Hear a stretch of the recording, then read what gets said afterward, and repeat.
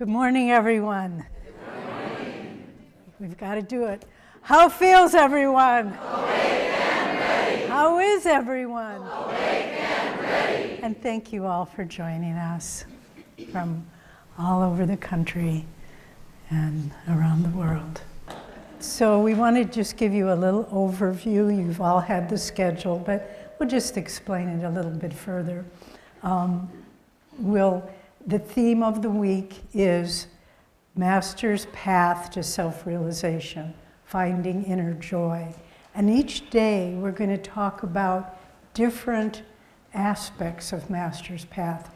Today we'll give the overview, and that's the mission of the Masters and why Master Yogananda Ji came to America. And then we'll begin talking about different paths. Tomorrow we'll talk about the social path to self-realization, and this will be relationships and communities, and talking about what we've learned in building community. Wednesday's class will be the active path to self-realization. What is service? What is seva? And then Thursday, we have the long meditation, and then we have a ceremony for those taking different vows in the Nayaswami order. But then Friday, we'll have the concluding class, and this is the inward path to self-realization, the meditative arts, and Kriya Yoga. So I think this will be a very wonderful way this is actually the first major event. We had Master's birthday, but this is the first real focused classes in this year of 2020, which is Master's 100th anniversary of beginning his mission in the West.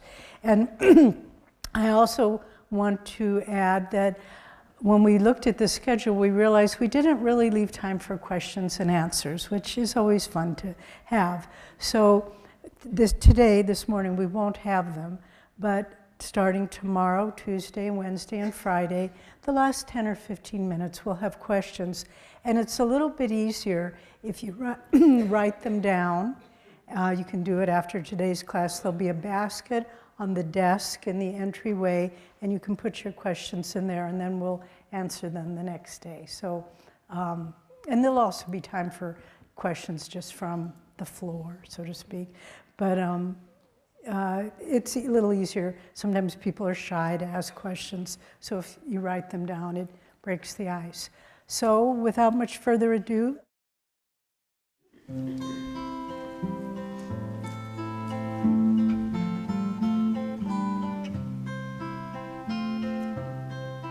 Nightingale, nightingale, sing of joy through the night. Teach my heart to impart everywhere your delight. Sing of moon rays on the rain, sing that love's not in vain.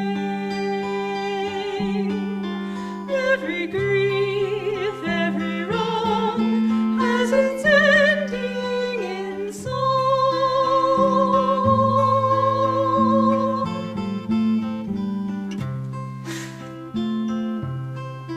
Nightingale, nightingale, sing of joy through the night.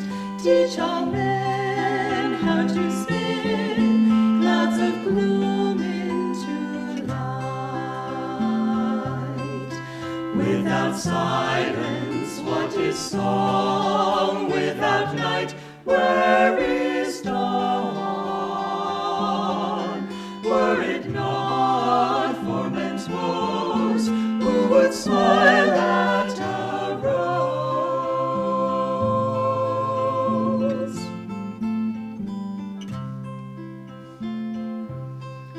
Nightingale, nightingale, sing of joy through the night.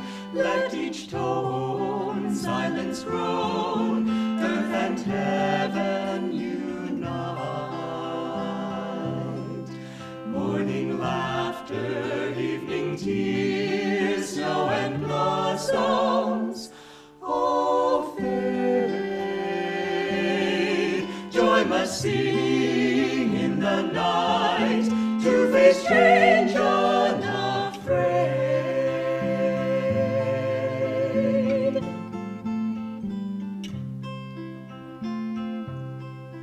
Nightingale, nightingale, nightingale.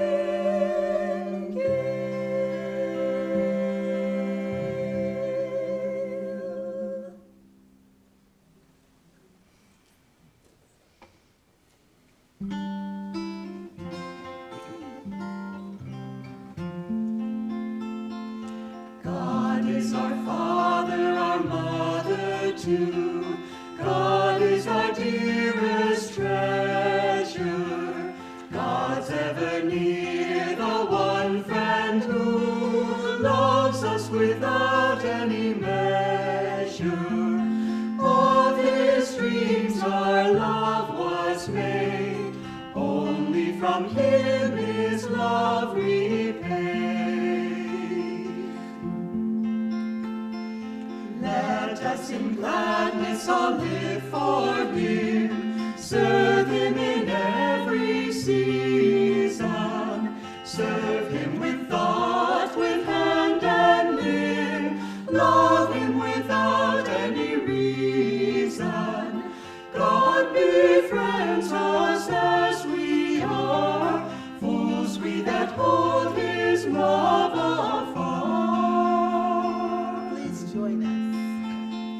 God is our Father, our Mother too. God is our dearest treasure.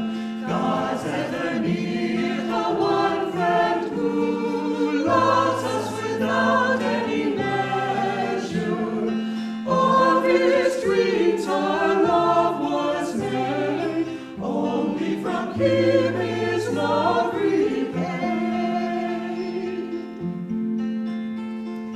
Let us in gladness all live for him, serve him in every season, serve him with thought, with hand and limb, love him without any reason. God befriends us as we are, fools we that hold his love afar.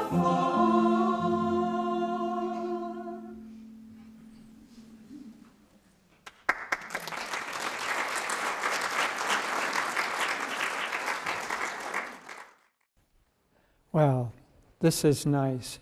You know, a little bit of history with this week. It started out many years ago after we realized that Spiritual Renewal Week had many guests, and the energy was primarily going out to those guests. And we thought we ought to have a week that's more for us, the members of Ananda, the members of the community. And so we had a week kind of the opposite of the summer. We had a week during the winter, and we called it Winter Renewal Week. And then one year it snowed every day, and by the end of the week it was about 3 feet of snow on the ground. So we changed the name to Inner Renewal Week.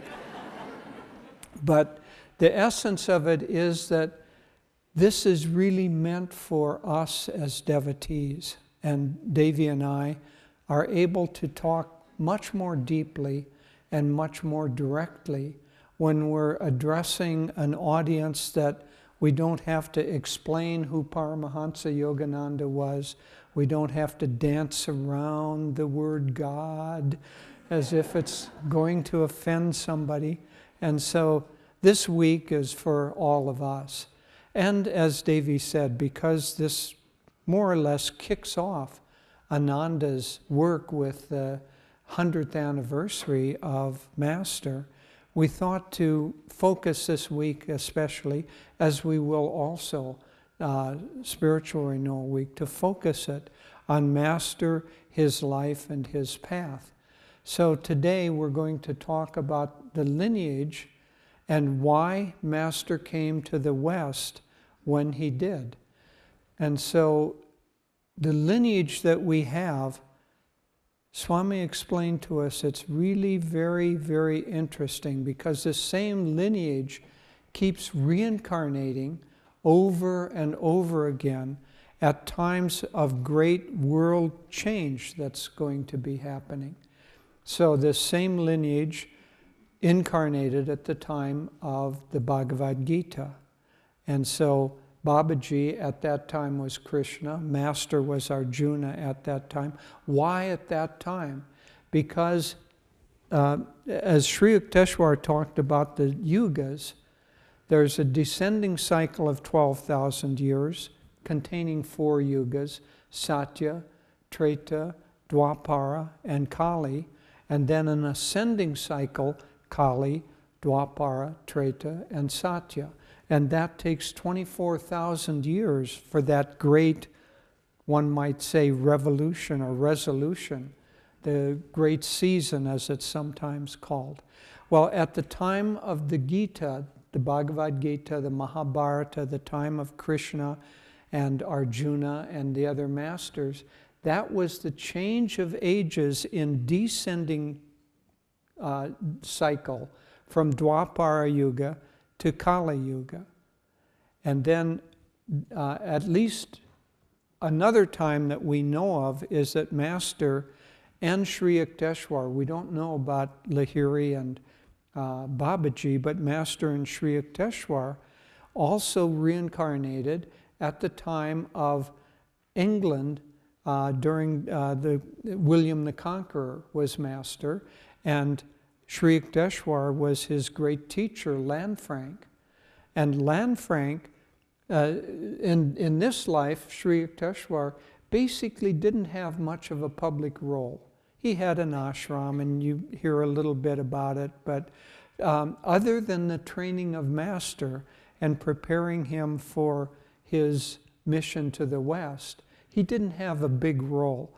Whereas Lahiri had a very important role. He was the instigator to bring Kriya and to the whole of the world. He was also, one might say, the catalyst to bring the understanding that spirituality in this age can't be hidden, can't be kept quiet up in the caves or in the monasteries. In fact, in the autobiography, it talks about how Kriya Yoga was known but hidden because of priestly secrecy and man's indifference. And so the science of Kriya Yoga was hidden during most or all of Kali Yuga. Now the time came to reintroduce that, and Lahiri was the instrument. So the reintroduction of Kriya Yoga, in his journals, he said specifically that he came in order to do that, to introduce Kriya, because he knew that we were entering into a restless age, a very, very busy age, when people did not have time for long periods of sadhana, many, many hours a day, as you might have as a monk during Kali Yuga, or as a Himalayan yogi in a cave, where you basically had no other activity except your spiritual life. In this age, we needed something that was more efficient. So Master called it the jet airplane path. And so Kriya Yoga allows us to make that progress, but much more efficiently. But interestingly, in his past life, during the time of William, I mentioned that he was Lanfranc. Lanfranc was the advisor to William, the spiritual advisor, and his most trusted, person. But he was also, very interestingly, he basically trained all of the bishops and cardinals and popes of that age. He was the teacher of Christianity during that age. Isn't that interesting? Now he came as the teacher of Master and sent him off to do the mission. So then, of course, Master is the fourth part of this grouping, plus Christ, because Christ, as we know from Swami's teachings and from what Master said, Christ appeared to Babaji in the Himalayas and asked that this teaching be sent, because the age had come. Christ and Babaji are responsible for the spiritual upliftment, the spiritual welfare of the whole planet. And the time had come for, in that spiritual welfare, for, and I'll talk about this much more, but a merging of East and West, but specifically the bringing of the techniques of inner communion to the West, which was primarily Master's mission. And so during these 5 great masters are really responsible for the spiritual evolution of the world. We're tied into a good line with this lineage. So with that kind of introduction, so then Master has his training. First of all, he has parents that are deep disciples of Lahiri Mahashaya. He has miraculous healings. Lahiri tells his mother that he's going to be a yogi, he's going to be a train that will bring many, many souls to God. And so there's that spiritual background to it. But we might have the mistaken idea that Master kind of, well, he didn't really develop his full spirituality until he came to the West and had his mission. His full spirituality was there. His mission started when he came to the West, but we shouldn't confuse those two. We were at Tulsi Bose's house, which Ananda now is caretaking as the owner of in Calcutta. And Master, when he was a teenager, he spent more time there than he did at his own house. His own house had lots of brothers and sisters and commotion, and he didn't like that too much. So he preferred to spend time at his friend Tulsi's house, and they were there. But the grandson told us that basically Master and Tulsi were deep, deep souls. They would go in a little bedroom together or a little room. They would close the door, and along with Master's Sanskrit teacher, they would go into samadhi. This is when he was 13, 14, 15. Go into samadhi, and they would levitate. And Tulsi would be posted at the door so nobody could get in to bother this thing happening, you know. So Master came fully developed spiritually. But his mission started when God called him to the West. And you've probably heard this story, but he had a school. He was the principal. Imagine this. Just think of this in your own life. You're the principal of a school with 3,000 students. You're the prime energy. You're what's keeping it together. You can't get away from the kids. They keep wanting to draw on your energy. So you go into a little storeroom. You begin meditating. You have a vision there in which you see faces of people, and you know that these are souls calling you, potential saints calling you to come to America. And so what is your process? To write down the pros and the cons of all of this and make a carefully considered decision. Master left that afternoon. Just left. Turned over his duties, went, and within a very short period of time, the arrangements were there for him to come to America to start his mission. When he came, his father begged him not to stay in America. And he said, "I won't, Father. I'll come back to India unless the Americans need me." Isn't that something? So obviously we did. He found great need, and very quickly. So he had two parts to his mission primarily. One was the mission for uplifting mass consciousness.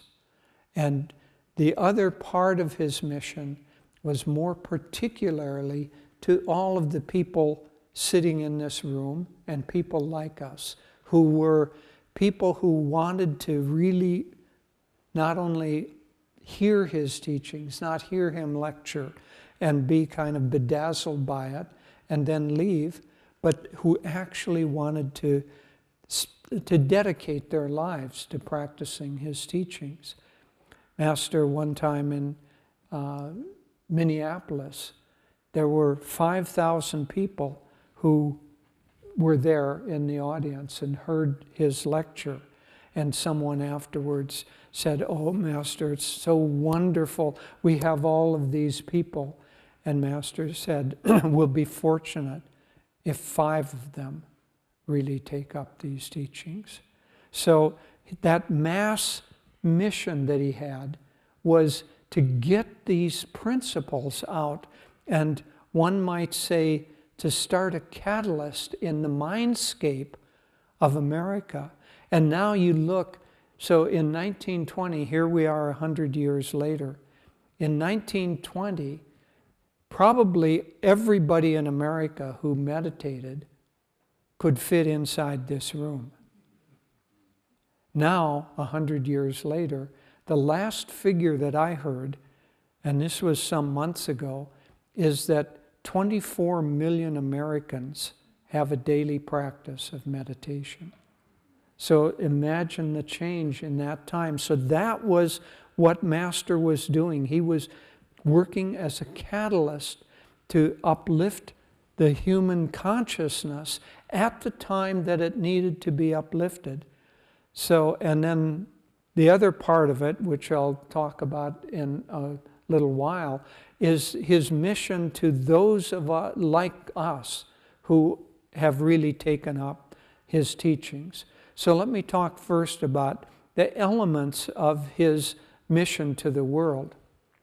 So he himself wrote down his aims and ideals of what he did, the reason, what he was trying to accomplish. And that included this mass consciousness aspect. So the first thing was that he was bringing the sense that you could relate personally to God. That one of his statements was, "The time for knowing God has come. Dwapara Yuga is the time for knowing God." Now that sounds, well, of course, that's obvious.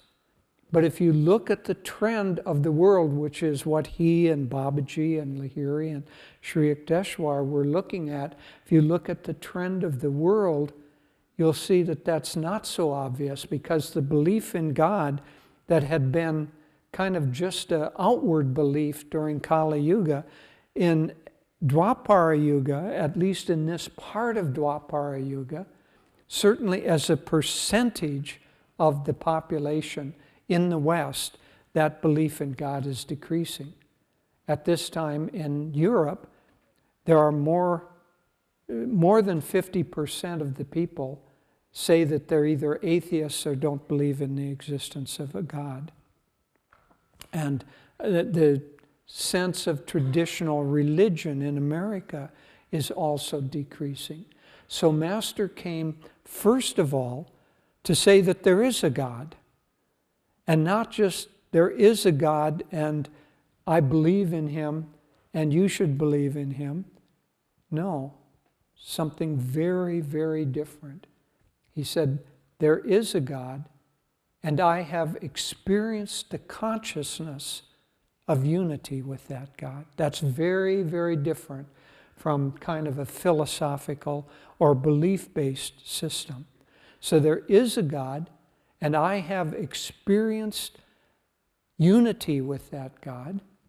And moreover, you can also experience unity with God. And furthermore, there are scientific, specific techniques that will allow you to do that.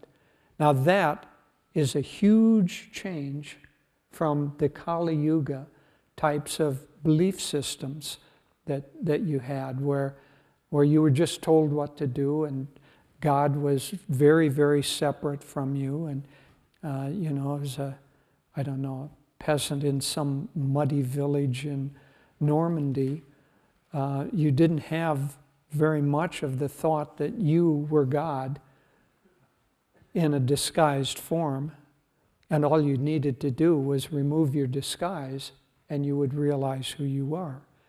And Kali Yuga didn't have that concept, but now in Dwapara Yuga, so Master says there is a God. I experienced unity with God because I am an extension of God. You are an extension of God. You can experience unity with God, and here are the techniques by which you can do that.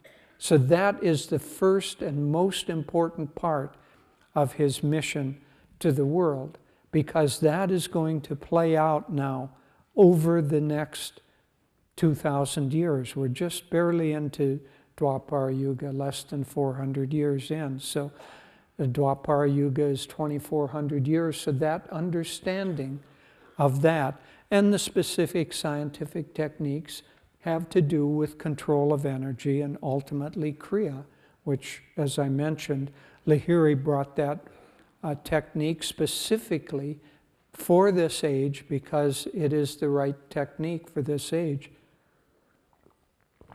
When Ananda was first starting, there were probably 50 years ago, there were probably a tenth, a hundredth as many people practicing Kriya in the world as there are now. And so that practice of Kriya is ascending. And a saint in India told one of our members that in about 50 more years or 40 more years, it will be understood that Kriya will be the technique of world that everybody in the world knows and if not practices, at least knows of it, just as everybody knows about prayer now. It'll be these scientific techniques. So that's one aspect. Another aspect that Master brought is that, I want to make sure. Okay, a second aspect is that the teachings of these great masters have practical application in daily life. That was another thing that Lahiri was the catalyst for. Remember, he wanted to stay with Master in the Himalayas, or with Babaji in the Himalayas. Babaji said, no, you have to go back, and there was a reason that you came here with worldly responsibilities and a family. Go back and bring spirituality into daily life. That too is a change from Kali Yuga, where you had to remove yourself from daily life if you wanted a sincere spiritual life. Now we don't need to, nor should we seek to remove ourselves from daily life. We need to infuse daily life with spirituality. Another thing that Master brought was to bring, one aspect of Dwapara Yuga is that borders between things begin to break down. As I've described it, if you have a pan of ice, ice is there because the temperature is low, meaning the energy is low. Then you can take that pan of ice and you can cut it up into cubes and you can separate it into different nations and different religions and different beliefs, and all of those stay separate. But when that temperature rises, that water begins to melt. And it's very much harder to take a knife and cut a pan of water into chunks and expect it to stay that way. So Master is saying to us those separations that existed in Kali Yuga no longer apply in Dwapara Yuga. Specifically, the separations between different religions don't apply. Yes, it's fine to have certain rituals and certain beliefs, but the essence of religions are the same.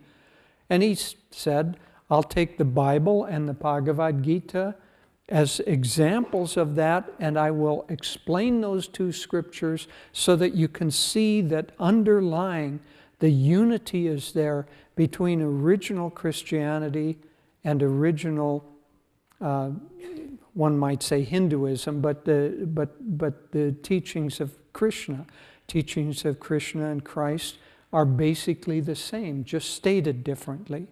So religions, he said there should be a fusion of East and West.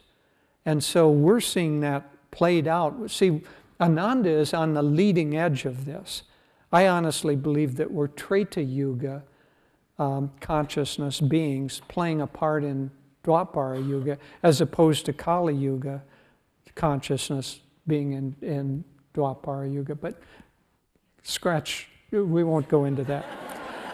Nonetheless, we're playing a part in this of the fusion of East and West, the fusion of different nations.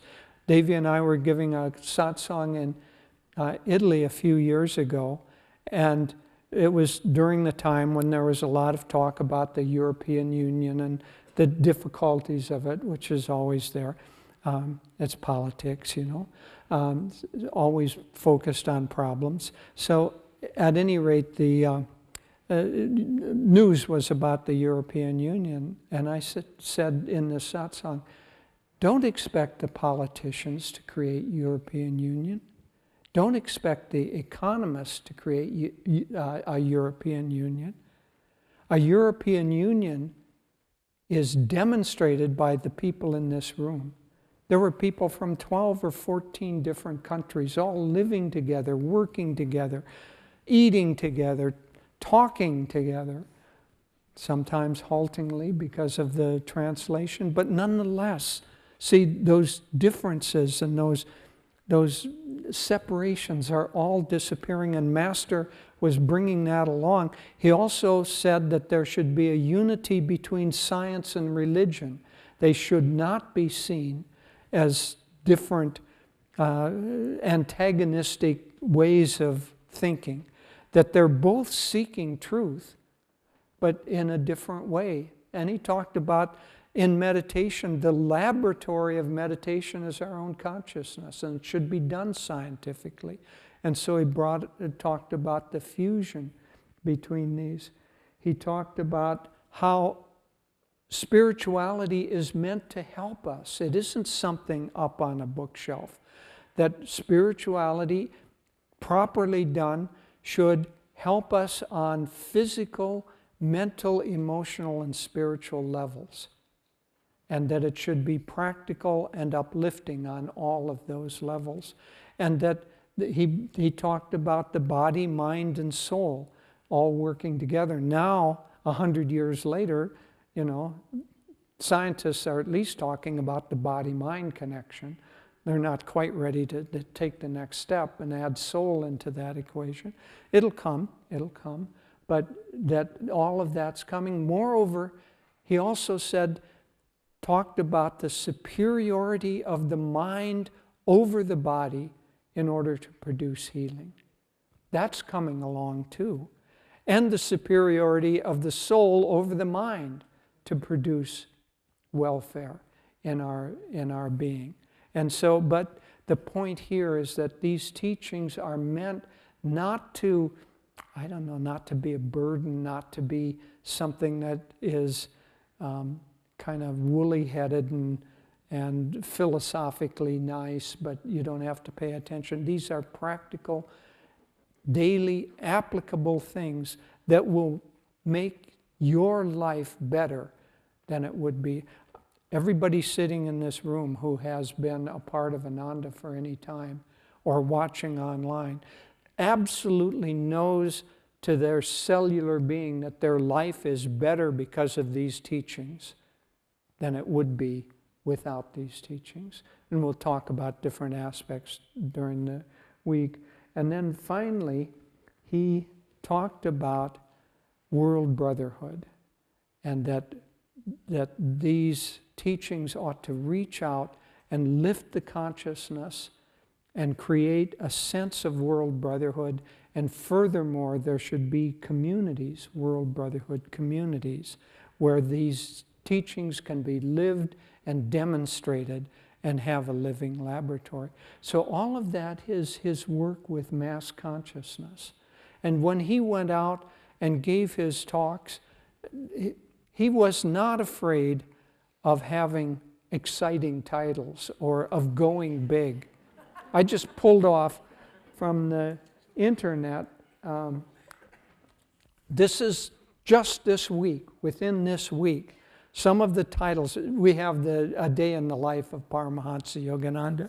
So it would say, what was he doing on February 3rd? And then it would list different years. So these are a few of his talks that were just on what is human life for? Oh, okay. Super science and art of concentration for real success. Art of attracting prosperity according to superconscious law.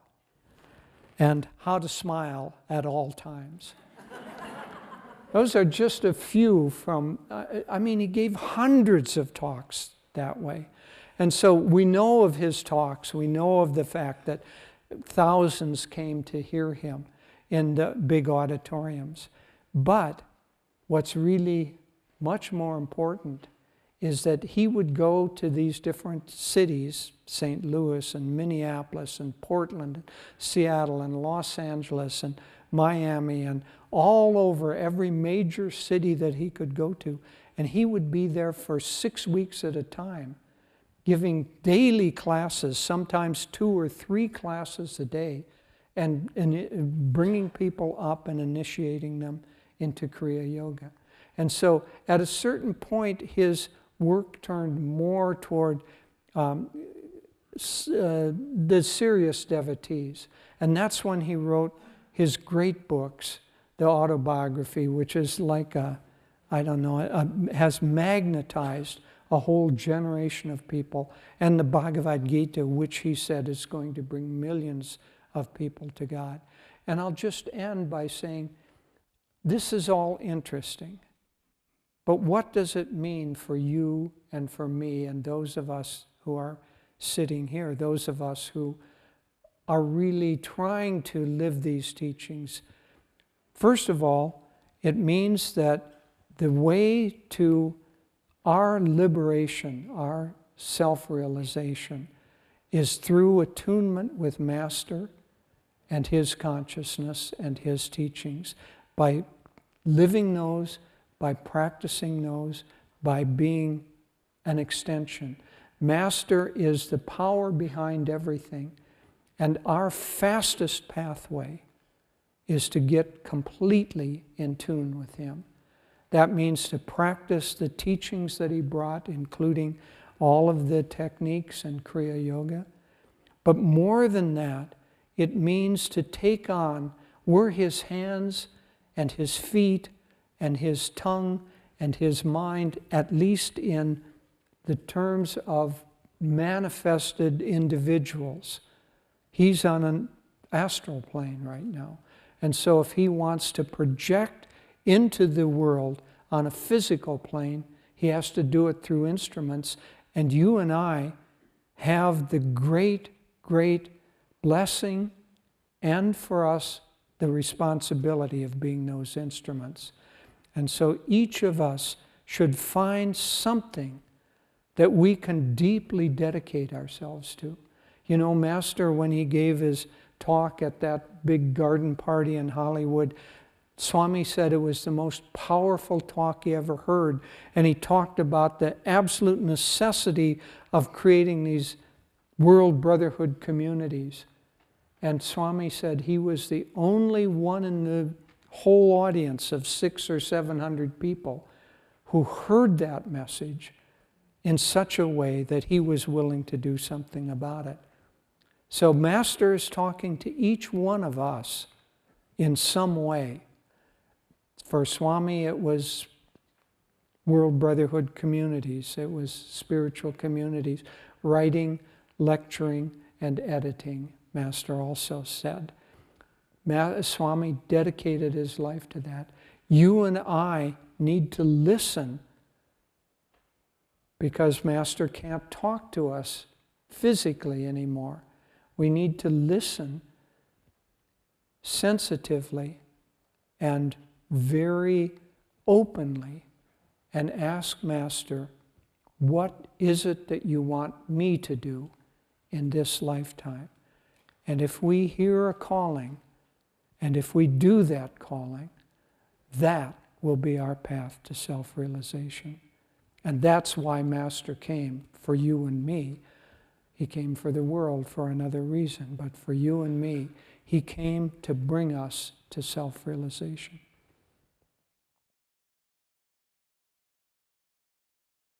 Good morning again.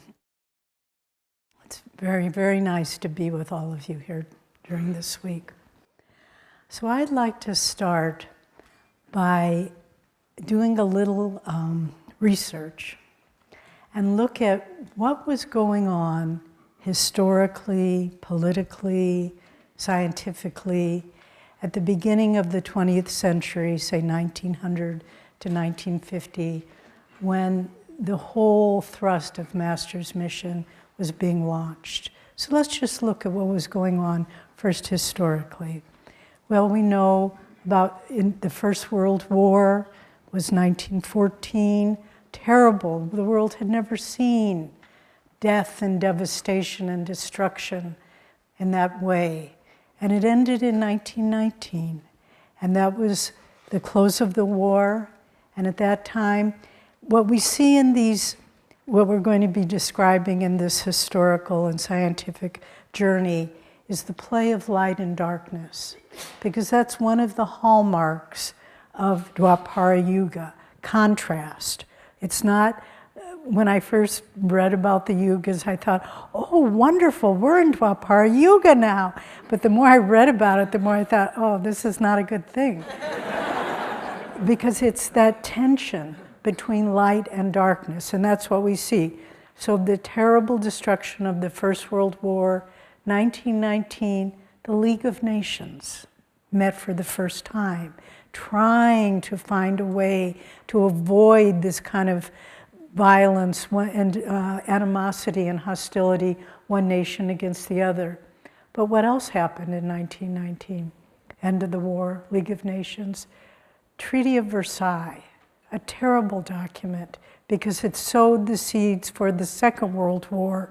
It tried to totally suppress and destroy Germany, which is a proud, dynamic nation. And it was from the seeds of what came out of the Treaty of Versailles that Hitler was able to rise in that kind of nationalism, violent nationalism. So all these things were happening. 1929, great stock market crash and the beginning of the global depression. Years of suffering, darkness, but at the same time, there was the efforts, the projects that were started by the government to help people return a sense of self-worth and to begin realize that it isn't just about money, it's about the consciousness of a nation embracing its citizens. Then during the 30s, it was a difficult time financially. Master was here. We'll trace his history in a bit. But then it began the rise of nationalism in Germany and the building up of armaments. All the other nations ignored it. All the allies of World War II, they could not conceive there could be another war. So they just ignored the fact that all these armaments were being amassed and troops were being assembled. And then in 1939, Germany invaded Poland, and it was the beginning of the Second World War. And of course, again, if World War I was bad, World War II was worse. And we have 1941, Pearl Harbor, which engaged the United States in the war. Good and bad, light and darkness, always playing off against each other. 1945, as we know, dropping of the first atomic bombs on Hiroshima and Nagasaki. Untold devastation. But from that, from looking at what had happened in the first half of that century, people began to want a different way of life. And parenthetically, what happened in 1946? Autobiography of a Yogi is published. Light and darkness, always playing against each other. 1950, by the way, right before Master's passing, the Korean War. And Master excuse me, I have a little bit of a cold, but it's not bad. Master spoke very strongly against communism because it was atheistic, because it took God out of the equation. You know, we were doing some talks in Russia some years ago, and this was maybe 10 years ago. And the people there, the devotees, were taking us from showing us all these beautiful old Eastern Orthodox churches, just beautiful. And I just asked our friend who was showing us around, the Russian people have such a deep love for God. How could you accept communism that denies the existence of God? And he simply said, we were misled. That was all he said. But so that was what we're looking at historically.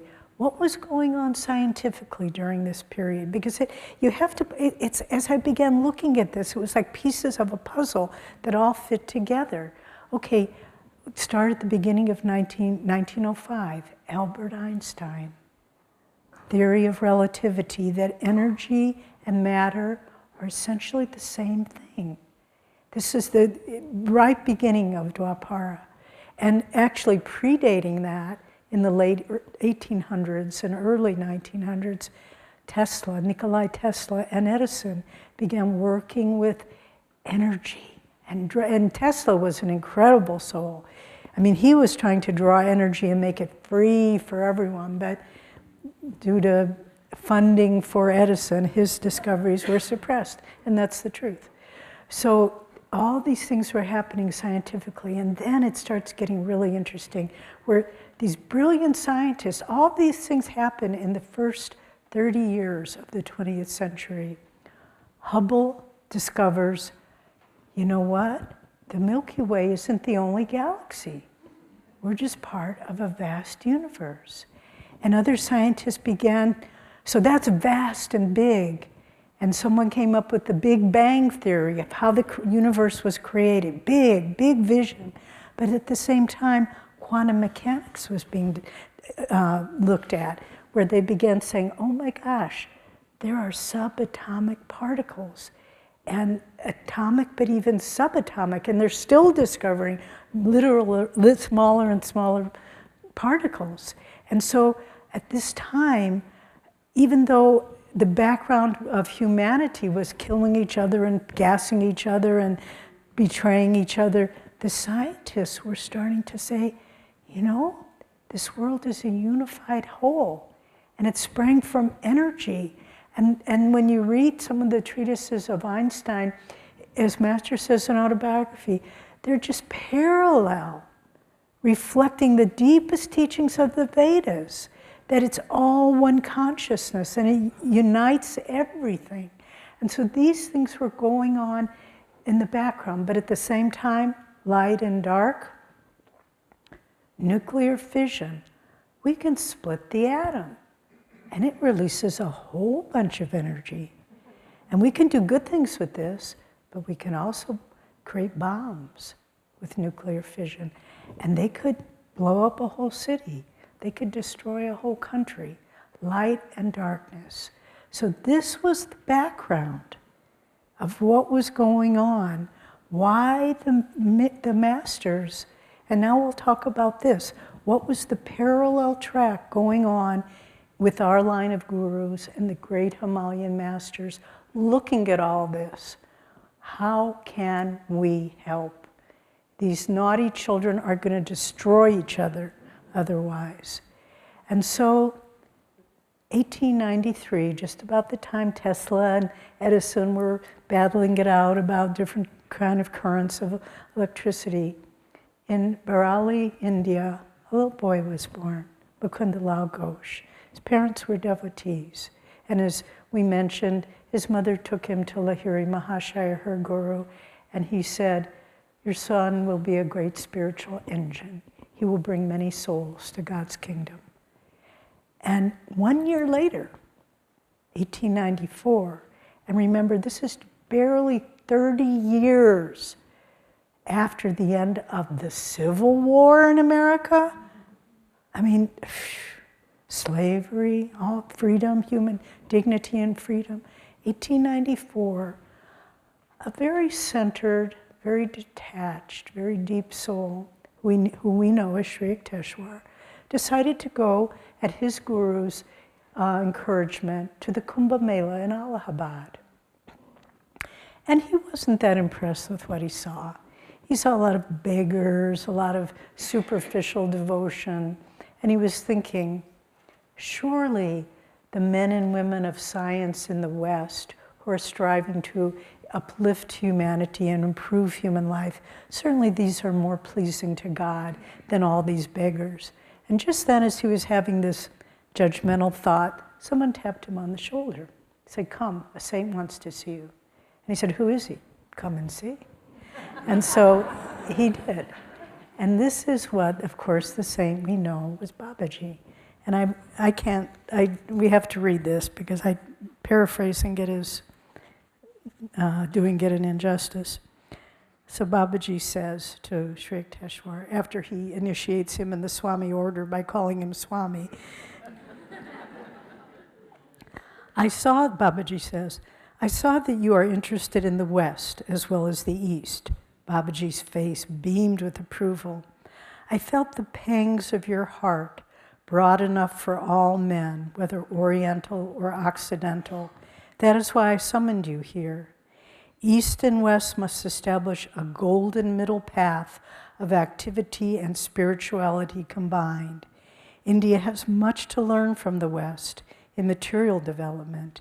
In return, India can teach the universal methods by which the West will be able to base its religious beliefs on the unshakable foundation of yogic science. You, Swamiji, have a part to play in the coming harmonious exchange between Orient and Occident." Now this is 1915 when Sri Yukteswar recounts this story to Master. It happened in 1894, but he doesn't tell him about it till 1915. And he said, "Some years hence, I will send you a disciple whom you can train for yoga dissemination in the West. The vibrations there of many spiritually seeking souls," Babaji says, "come flood-like to me. I perceive potential saints in America and Europe waiting to be awakened." At this point in his story, Sri Yukteswar turned his gaze fully on mine. "My son," he said, smiling in the moonlight, "you are the disciple that years ago Babaji promised to send me." So then continuing the story of what's going on, 1920, Master comes to these shores and he begins his mission against the backdrop of everything we've been talking about. Truly amazing, really. And Babaji also says, we read in autobiography, and these are 2 points that struck me with kind of a stunning new insight as I read them, that it says Christ and Babaji have worked out the spiritual technique for the salvation of this age. It isn't just that they're the saviors of this age. They have worked out the technique for the salvation of this age. And of course, that technique, they didn't discover it. It's the ancient technique of Kriya Yoga. But they realized that now that we are in Dwapara Yuga, this is the technique that will work for people in this age who are seeking God. And so that's one thing that they brought. It wasn't just a wave of grace. It was something practical that we could do. They saw that was needed. And then again and again they repeat. Babaji says it, and Master says it later, for harmonizing the nations. The technique for harmonizing the nations. That was the need of humanity at this period of Dwapara Yuga. So it isn't just, oh, we'll all go and find God. That's not where humanity was at. We weren't, one, ready for that, but moreover, the predominant currents were of self-destruction and war. And so let's give them a technique that will help them realize their universal unity with all humanity to harmonize the nations and get us out of the cycle of World War I, World War II, ... And so very interesting how they worked and why they did it in this way. And then on the eve, in 1920, on the eve of Master about to leave, first he's praying in his hotel room in Mumbai, Bombay at the time. And again, this is a fun little aside. One of our devotees in Mumbai found, this hotel still exists where Master prayed and had the vision of Babaji. It's now an office building. And our devotee, our friend Ayush, he said he went to the specific office that occupies that floor, and he said, well, you know, the great Babaji manifested right here in your office.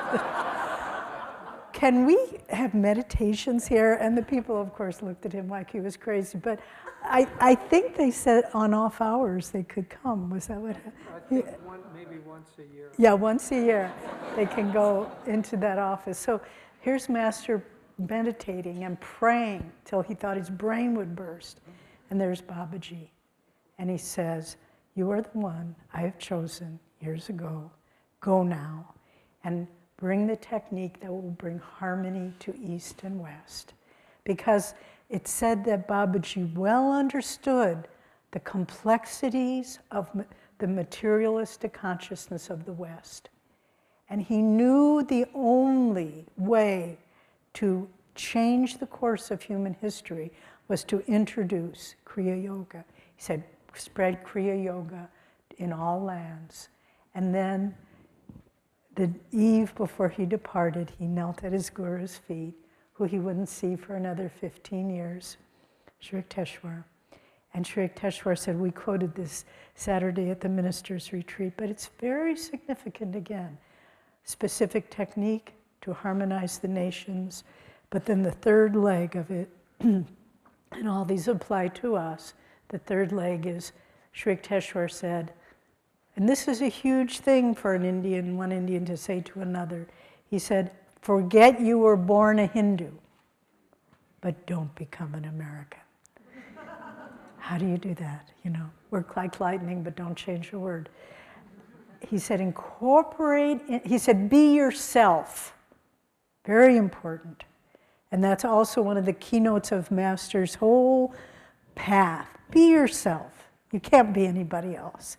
Be yourself, a child of God, and incorporate into your being the best qualities of your brothers and sisters around the world. And that's what Master did. And that's what we need to do as well.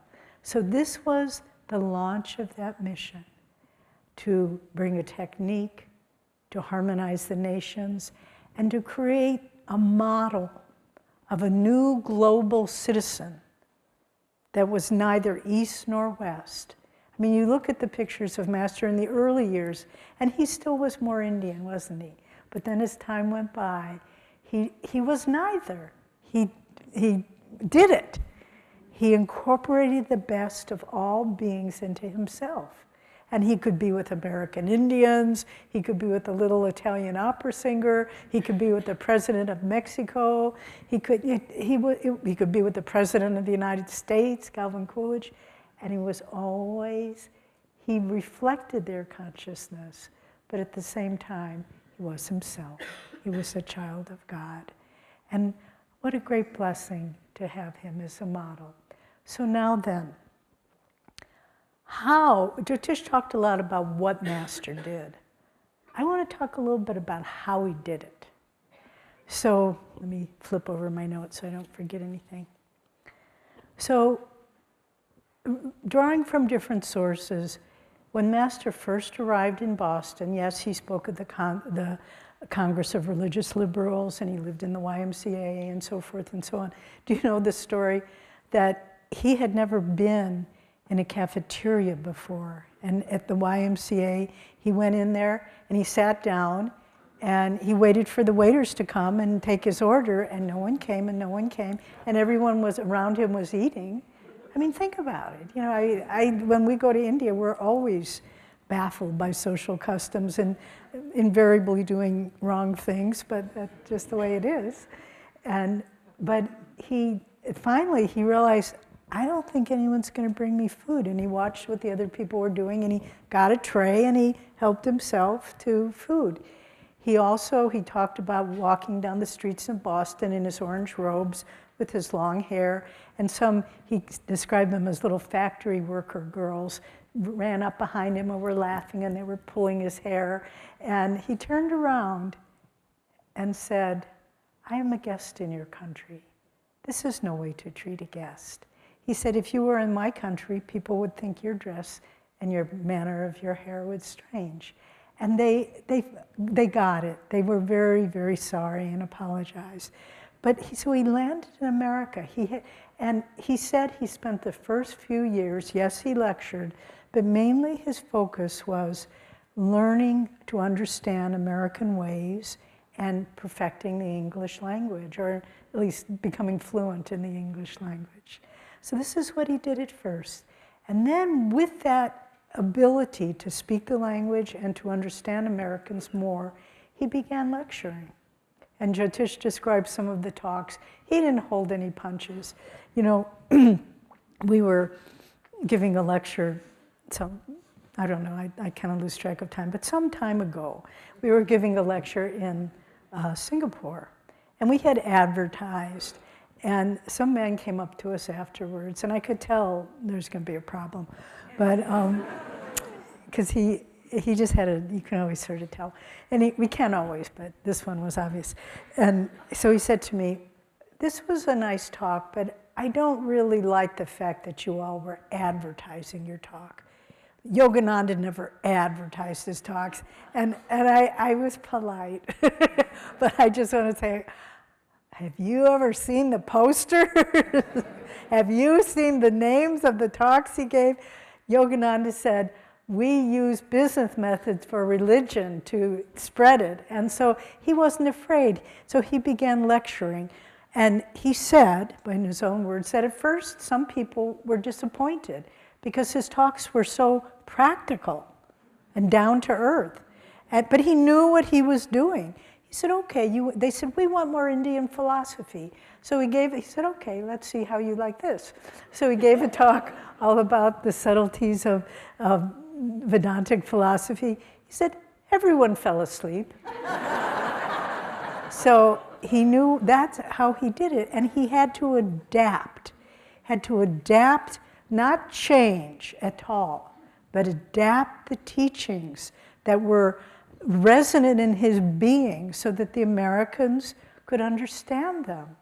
And then fast forwarding a bit, 1935, when he went back to see his guru for the last time, Sri Yukteswar said to him, a little bit critical, I suppose, or challenging. He said, are you changing the teachings? And Master said to him, no, sir, I am not changing them, I'm adapting them. And he said, and Sri Yukteswar wasn't convinced. And then Sri Yukteswar, then Yoganandaji had a wonderful reply. He said, you are like Sri Yukteswarji Gurudeva, you are like the goldsmith. You work only with the pure ore. I am the jeweler. I fashion the gold so that people can wear it. And Sri Yukteswar laughed and he said, I accept that. And so that's what he did. But more than just that, he had the courage and the strength and the honesty to speak to people as they needed it. And the Americans aren't used to that so much. So we know the story from the wonderful play Jewel in the Lotus, where Master spoke out during the Depression, spoke out against the big business magnates who were exploiting the poor. And a gunman was sent to kill him after one of his lectures. And Master wasn't afraid. the man came up to him with a gun and pointed it in his back. And he said, "Why did you speak that way about those people?" And Master just turned to him and he said, "God does not like when his rich children take advantage of his poor children." And he went on, then he looked at the man who was a hired gunman.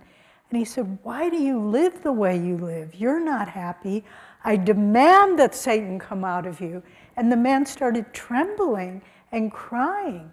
And he said, "I can't go back to that way of life anymore." And he threw the gun down and ran away. So Master had that courage to be outspoken.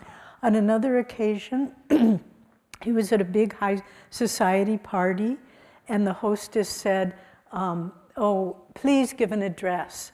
And he said, "No, I don't think so." And they kept insisting. And finally he said, "All right."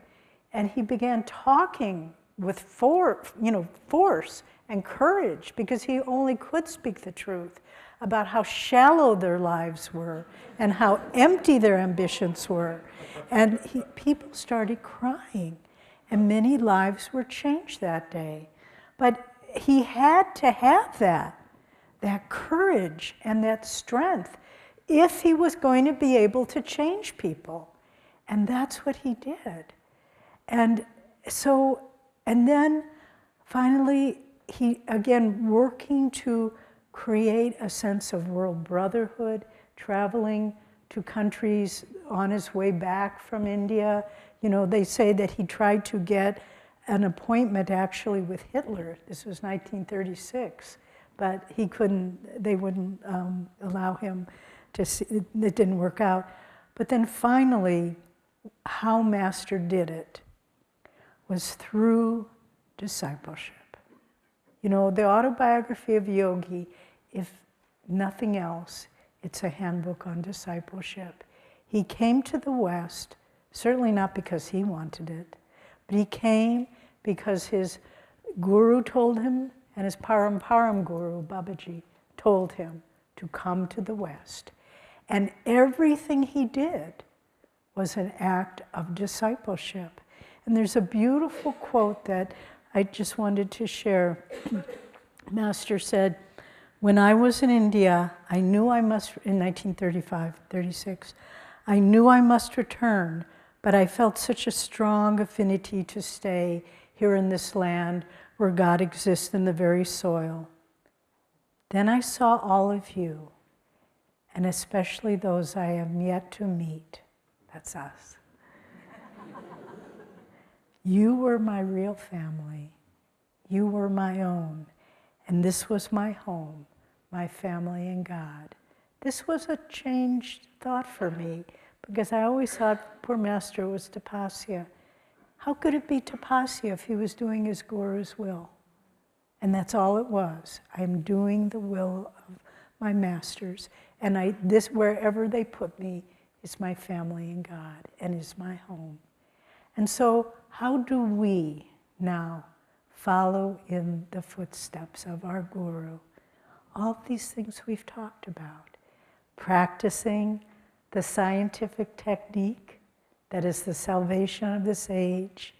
Practicing Kriya Yoga, not just for our own salvation, but for the salvation of this age. When you do it, don't try to, and when you're concluding the technique, try to feel like the energy that you've awakened, that's uplifted in your spine, expand it out and try to feel that it's uplifting the consciousness of humanity.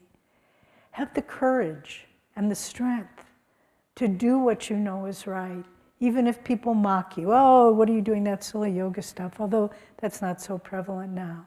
Even if people don't understand, you have the courage and the strength Master did.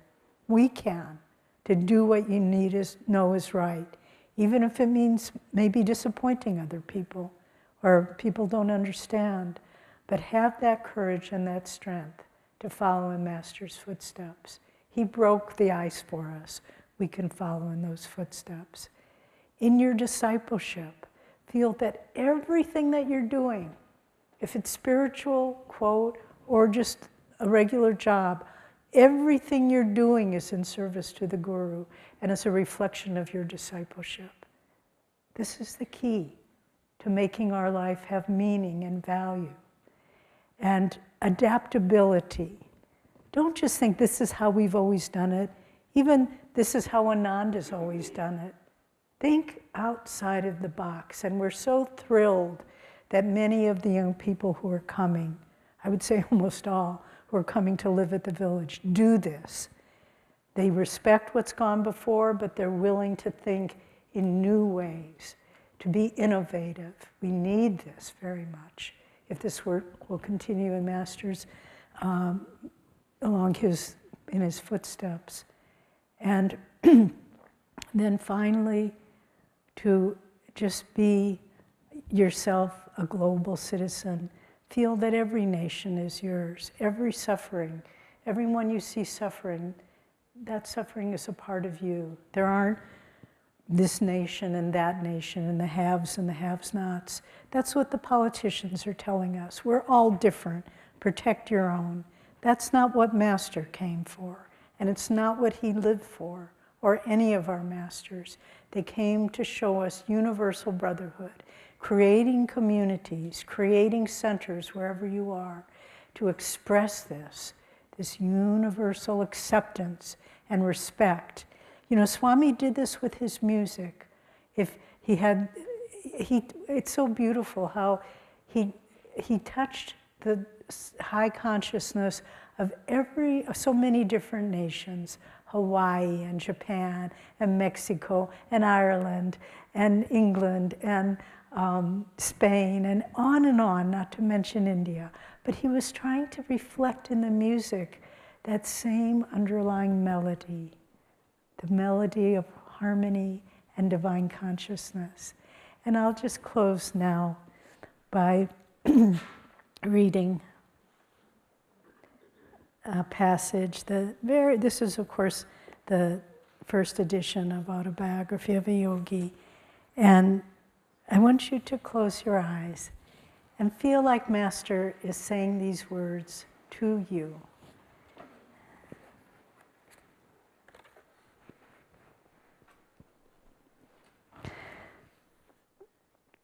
The prophet Isaiah said, "Ye shall go out with joy and be led forth with peace." The men of a hard-pressed 20th century longingly hear that wondrous promise. Yet the full truth within it is realizable by every devotee of God who strives manfully to repossess his divine heritage. The blessed role of Kriya Yoga in East and West has hardly more than just begun. May all men come to know that there exists a definite scientific technique of self-realization for the overcoming of all human misery. In sending loving vibrations to the thousands of Kriya Yogis scattered like shining jewels over the earth, I often think gratefully, Lord, Thou hast given this monk a large family. Om Jai Guru.